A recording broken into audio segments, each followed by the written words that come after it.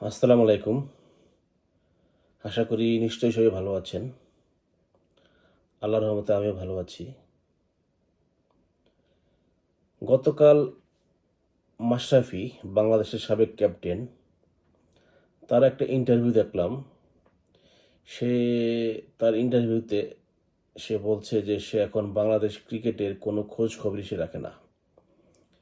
বাংলাদেশ যে টি-20 বিশ্বকাপ খেলতে গেছে সেই দলে কে কে আছে সেটাও সে জানে না। তারপরে হচ্ছে কোন কন্ডিশনে বাংলাদেশের খেলা হবে সেটাও সে জানে না। তারপরে বাংলাদেশের বর্তমানে যে কেমন পারফর্ম করছে সেটাও সে জানে না। আসলে মাশরাফির কিসের এত রাগ বাংলাদেশ ক্রিকেটের প্রতি? তার রাগটা কি বাংলাদেশ ক্রিকেটের প্রতি নাকি তার রাগটা হচ্ছে বাংলাদেশ ক্রিকেটের যারা কর্তা আছেন তাদের প্রতি? আসলে এই মাশরাফিকে নিয়ে বলার কিছু নাই। তার অবদান যে বাংলাদেশ ক্রিকেটে আছে সেটা সবারই জানা আছে।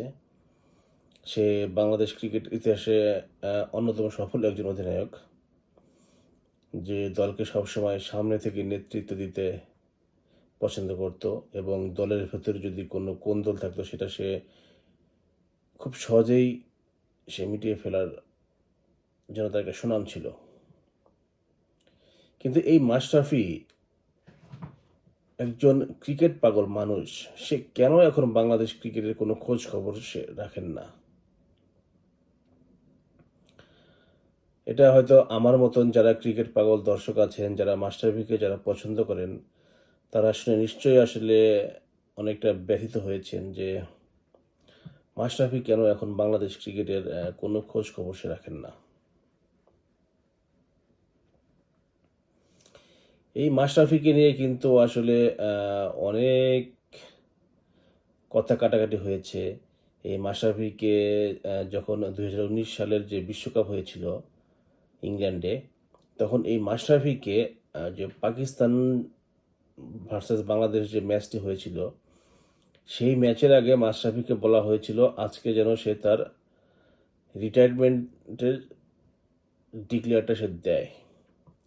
কিন্তু মাশরাফি সেই ম্যাচে তার রিটায়ারমেন্টের ডিক্লেয়ার দিতে সে রাজি হয়নি।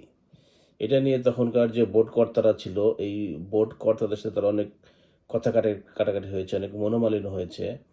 যার দরুন ২০১৯ বিশ্বকাপের পরে কিন্তু বাংলাদেশে যে কয়েকটা সিরিজ হয়েছিল তখন তখন কিন্তু বাংলাদেশ দলে তাকে অন্তর্ভুক্ত করা হয়নি। তারপর জিম্বাবুয়ে যখন বাংলাদেশে গেল তখন সে সম্ভবত ২টি ম্যাচ খেলার সুযোগ পেয়েছিল এবং তখনও তাকে বলা হয়েছিল যে এখন যেন সে তার অবসরের ঘোষণাটা দেয়। কিন্তু মাশরাফি তখনও আসলে সবাইকে অবাক করে দিয়ে তখনও সে তার অবসরের ঘোষণা সে দেননি। যার জন্য যে বোর্ডের যে কর্তারা আছে এই জন্য তারা মাশরাফির উপর অনেকটা নাখোশ ছিলেন এবং মাশরাফিও আসলে বলেছে যে আমাকে যে ক্রিকেটের মাঠ থেকেই যে আমাকে বিদায় নিতে হবে এমন কোনো নিয়ম কোথাও লেখা নাই। আমি ক্রিকেট যতদিন এনজয় করি আমি ক্রিকেট খেলবো সেটা হোক ইন্টারন্যাশনাল কিংবা সেটা হোক ঘরোয়া লিগ। এই জন্য সে এখনও ঘরোয়া যে লিগগুলো আছে আপনার হচ্ছে ডিপিএল, বিপিএল সে এখনও খেলে যাচ্ছে এবং সেখানে কিন্তু সে মোটামুটি পারফর্ম সে এখনও করছে। তো এরকম একটা ক্রিকেট পাগল মানুষ সে বাংলাদেশ ক্রিকেটের কোনো খোঁজ খবর রাখেন না, সে বাংলাদেশ ক্রিকেটের খেলাও দেখেন না। এটা শুনে আসলে আমি খুবই অবাক হয়েছি।